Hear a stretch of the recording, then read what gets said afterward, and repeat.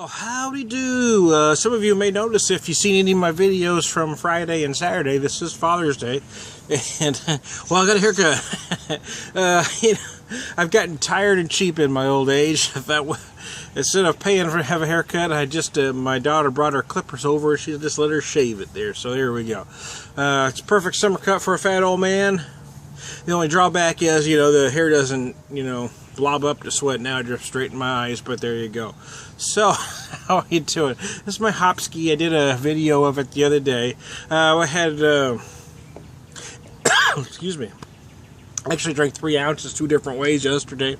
So I'm making one drink today, dirty Hopskey. I don't know if you can see that there. I did get a couple floaties in there. I didn't strain out the olive juice, but there you go.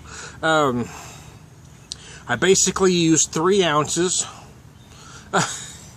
3 ounces of the Hopskey to a ½ ounce of olive juice to a couple olives in there, and it's a dirty Hopskey.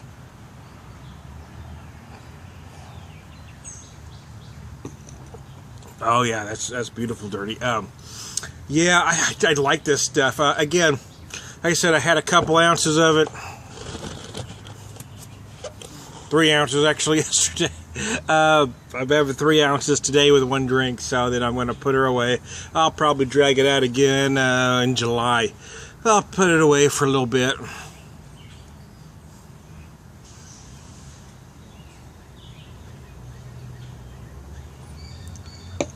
Don't give me too much credit for having willpower, because I do have some other, let's say, not necessarily cheap, but less inexpensive whiskeys to drink as well. But yeah, this is kind of my good stuff. And, for me, I mean, I'm a poor guy, so good stuff to me, this runs, well, it generally runs, it's been running about $40 a bottle, but I picked it up for just under $30. So, and that's good stuff for me. That's a lot of money for a guy like me. So, but it is great quality stuff. I mean, it's done by, it's called Spirits of St. Louis, but it's brewed by Square One Brewery and Distillery in St. Louis in Lafayette Square.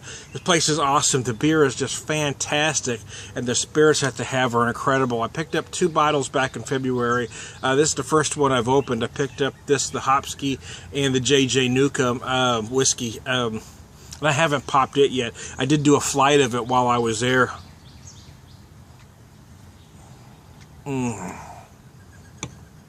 Thought about trying a version of a Manhattan with this, but to be honest, I personally think, I love a Manhattan, by the way, but I personally think of the Manhattan kind of as a fall drink, I mean, it is, holy crap, don't break the whiskey, man. I bumped the table. And I think of the dirty Martini as kind of a refreshing, it's kind of early evening here. It's about 6 o'clock here on Father's Day as we're winding down. My daughter came over today. It's sure great to see her, Kalysta, and my 2 grandkids, Ben, who's now about 1.5 years, and Allison, who just got here, man. Allison, just a few days old, baby. Yeah, so I got a grandson and a granddaughter now. That's nice.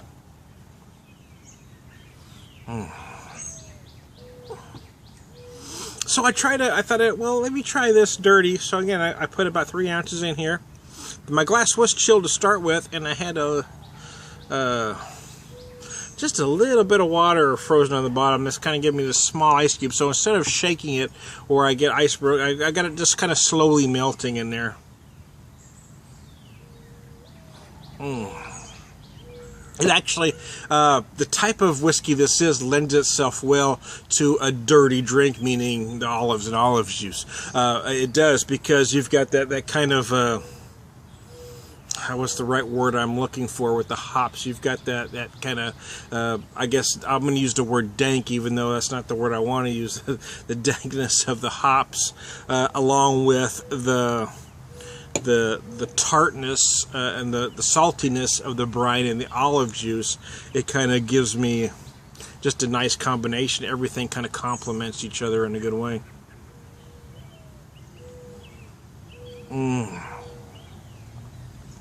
Again, this is typically made, dirty martinis are typically made with gin or vodka. I've always preferred vodka. I've never been a big gin guy, but I do, I've made it several ways with several different whiskeys.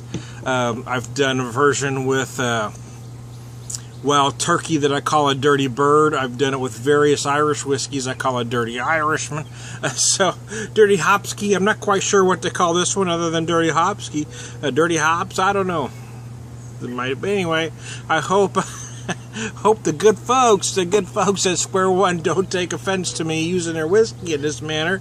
But I'm sure they've probably already thought of this drink, and I'm sure people have already ordered it once or twice because it's actually damn tasty. Again, the olive juice really lends itself well to this whiskey. It just brings out all the again, the saltiness of the brine, the tartness really brings out the flavor of the hops in this. It's just a beautiful mix.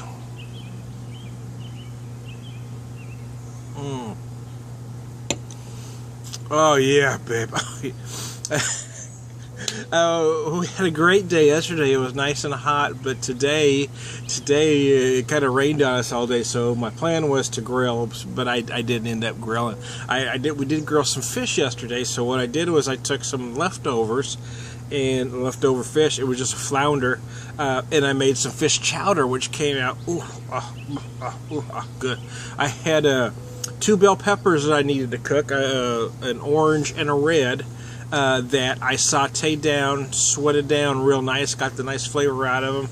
I had some frozen fruit, frozen soup of vegetables that I use. It's a nice mix. It's kind of a restaurant mix. It has, it's got tomatoes, carrots, potatoes, okra, corn, a couple different beans. Anyway, it's just a very nice soup mix. So I cooked that very low and slow for a while, got the flavor out of there. Then I kind of made a little roux, not a dark roux because I wasn't doing gumbo, but I kind of made a little roux, and then I just gradually built my stock and my sauce, and again I had some leftover fish, so I just put that in there and made a nice, what I did was I took one piece of fish that I didn't cook yesterday, and I used that to build my stock, and then when it was almost done, and I put the fish that I'd already cooked yesterday in. So, but it had nice flavors of the fish. You could taste a little bit of the lemon, and then the vegetables came out very nice. So, and I'm a guy that loves soups and chowders anyway. It came out pretty well, so that's what we ate for lunch. And then I've actually got 2 baked potatoes left from yesterday, about 4 just monster bakers. So they were so big, the wife and I just split one yesterday. I cut one up today and cooked for breakfast with a couple eggs on top, so we split that. And so I've still got 2 whole ones left that I cooked yesterday, so I'm probably going to reheat those and do a version of a baked potato bar here tonight for dinner. Got plenty of butter and sour cream if you want to go that way. I've also got some fresh chives to cut. But what I think I'm going to do is make a chili dog sauce, like just chili sauce. No beans. I've got some ground meat in there. I'm going to make a chili sauce so that I do a little chili over it. So anyway, make that chili sauce, put that on my baked potato, and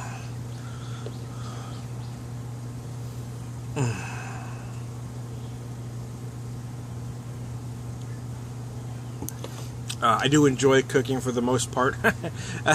It is a stress reliever for me, although it gets tough sometimes, certain times of the year, because it just brings back a lot of memories, because that's what Seamus and I always did together. We always did a lot of cooking together. His strength was Seamus had this amazing palate. He could just taste everything. So I'd fix something and he'd take a bite and he'd say, okay, now it needs this, and I'll be damned if he wasn't right every time. And I would sometimes I'd try to sneak in herbs and different things that he hadn't, that he might not be as familiar with, and he'd taste it and go, does this have this in it, Dad?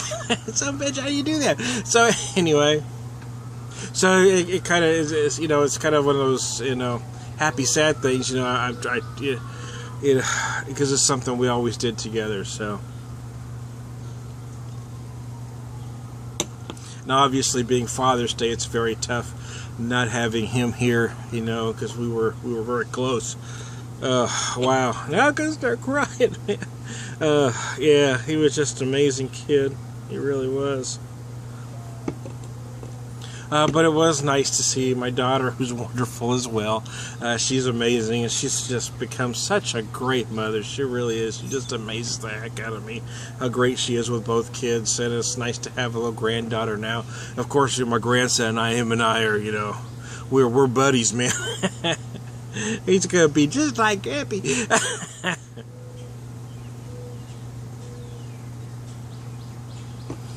I don't know. Seamus and I love to do things together. We went to a lot of concerts together. We went to baseball games and stuff together.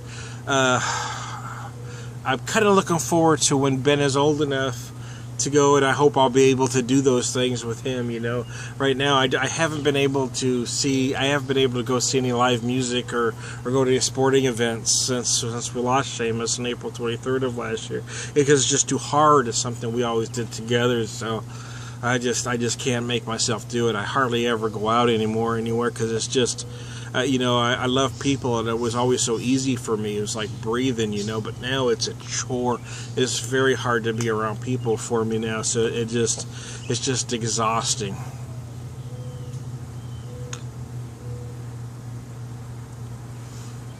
So my socialization these days is mostly talking to you good folks on camera. So anyway, happy Father's Day to all of you.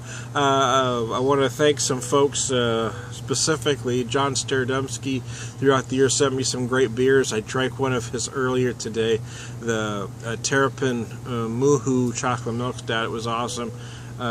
John Sharon and his wife were so hospitable to us last year when we visited them. Well, they live in Indiana, but it's right near Louisville, Kentucky. John has sent me a lot of beers. Oh, excuse me, I hope you didn't hear that. I squashed a spider. Cut and action. I know I'm going to leave out some folks that I'm trying not to here. Dale Roberts also, unsolicited, just sent me Upslope. It's a product he's very proud of. He wanted to get some out to me. I'm a huge fan. I'm a huge fan of Upslope. All their stuff is just amazing. I personally thought their double IPA is, it's a personal favorite for me.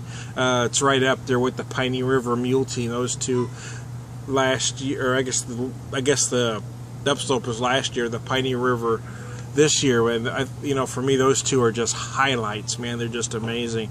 Let's see, I mentioned John, the Brew Guru. You guys should check out the Brew Guru if you haven't yet.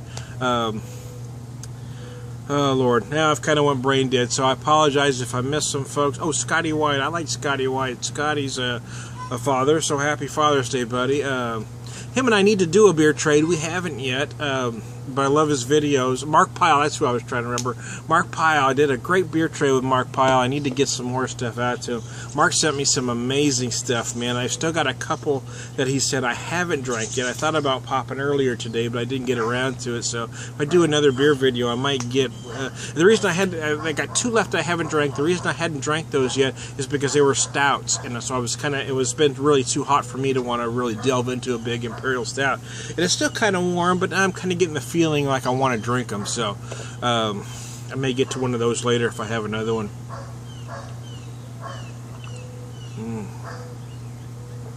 And I apologize for running this video long. I do tend to keep them, or try to keep them for the most part, about 5 minutes, anywhere between 3 to 5. But most of them tend to run about 5. Every once in a while, I'll run between 5 and 7. But this one's gonna, I'm already almost at 15 minutes. So I apologize if you can't watch me all at one time. That's all right. I really don't give a rat's ass.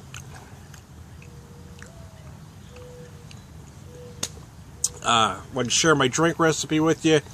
Happy Father's Day to y'all. Beer Whisperer is grateful for all of his friends. Thank you very much.